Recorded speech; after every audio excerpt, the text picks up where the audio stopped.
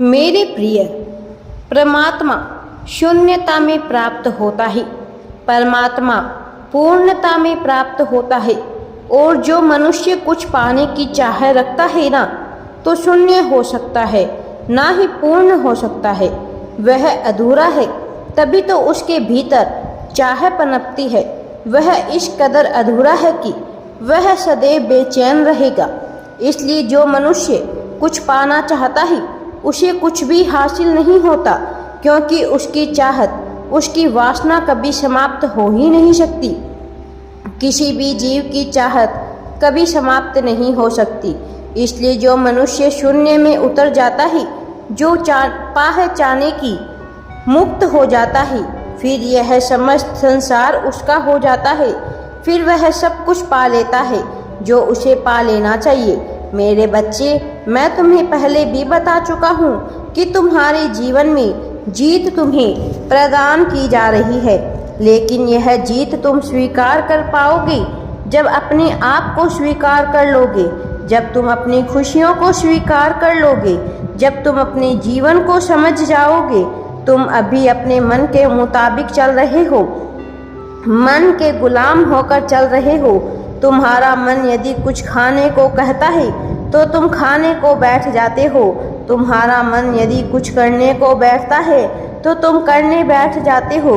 तुम्हारा मन यदि आराम करने को कहता है तो तुम आराम करने लगते हो।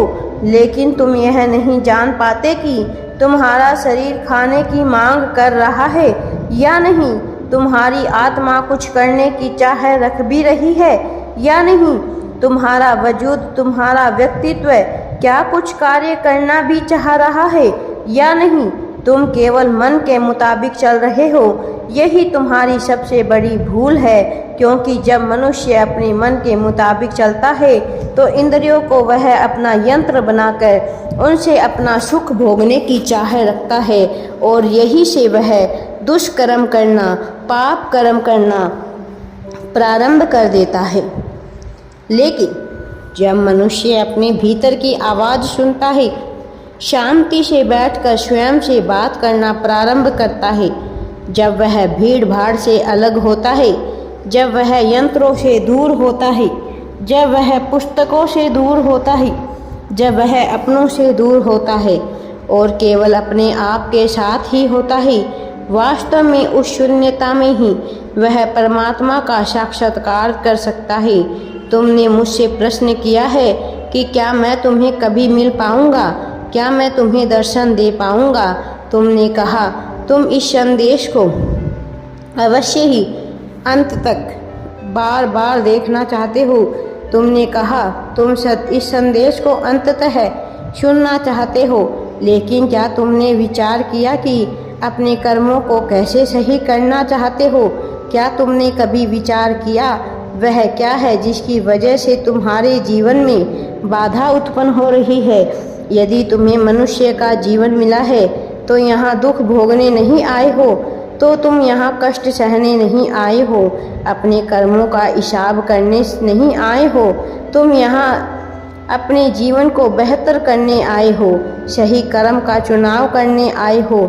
जीवन को दर्पण की भांति मानकर केवल इस चलचित्र को देखने आए हो, अपने जीवन के नाटक को देखने आए हो और उन चुनौतियों का सामना करने आए हो, उन चुनौतियों से मजबूत बनने आए हो जो अभी तुम्हारे जीवन में भेजी जा रही है।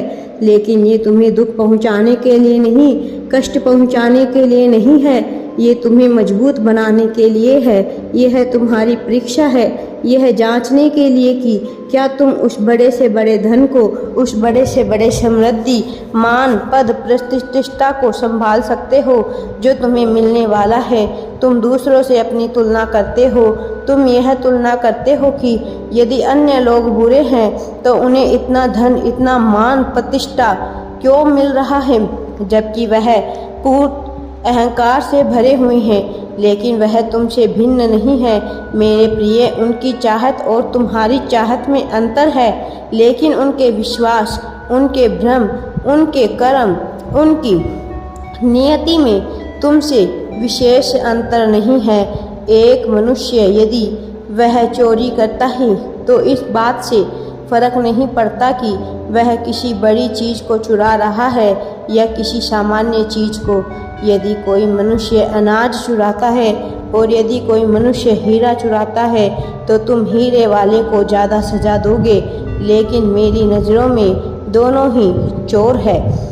मेरी नज़रों में दोनों ने ही पाप कर्म किया है, क्योंकि अनाज का मूल्य तुमने कम लगाया है और हीरे का मूल्य तुमने ज़्यादा लगाया है। मैं ऐसा नहीं सोचता, नियति ऐसा नहीं सोचती, यह प्रकृति ऐसा नहीं सोचती। इसीलिए चोरी की सज़ा सम्मान होती है। इसीलिए कर्मों का आकलन उसकी नीयत और नीयत के हिसाब से होता है। मेरे प्रिय बच्चे, मैं तुमसे पुनः कह रहा हूँ, तुम इस संसार में दुख भोगने नहीं आए हो, बल्कि इस संसार में खुश रहने और खुशियाँ बांटने आए हो। इस संसार को एक दृष्टा की भांति जीने आए हो। इसीलिए स्वयं को दुख देना बंद करो। तुम्हारी जीत तुम्हारे सामने ही है। वह समय, वो तारीख बहुत नज़दीक है।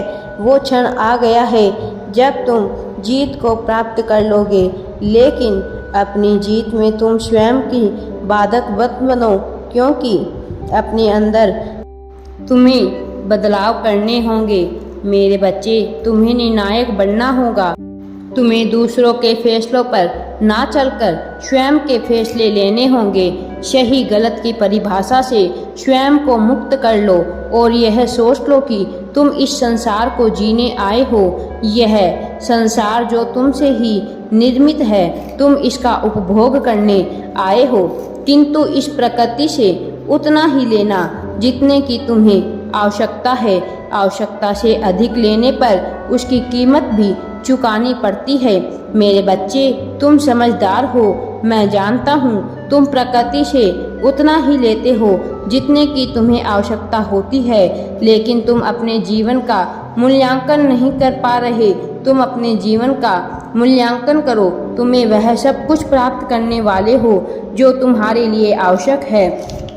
तुम जिस जीवन की कल्पना करते आए हो, उस जीवन को जीने वाले हो।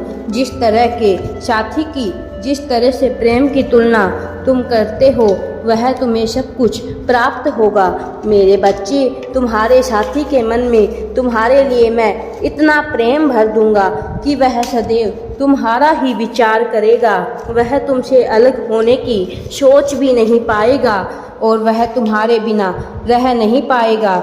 जिसकी तुम अभी कल्पना नहीं कर सकते, जिसका तुम अभी ख्वाब नहीं देख सकते। मेरे बच्चे, मैं निरंतर तुमसे बातें करता हूँ। तुम्हारे स्वप्न में और विभिन्न रूपों में तुम्हारे समक्ष मैं आता हूँ। मेरे बच्चे, तुम्हारे कर्तव्यों, तुम्हारे कर्मों, तुम्हारे अधिकारों का आकलन मैं हमेशा करता हूँ। राधे राधे जी। वीडियो पसंद आए तो लाइक, शेयर एंड चैनल को सब्सक्राइब जरूर करें।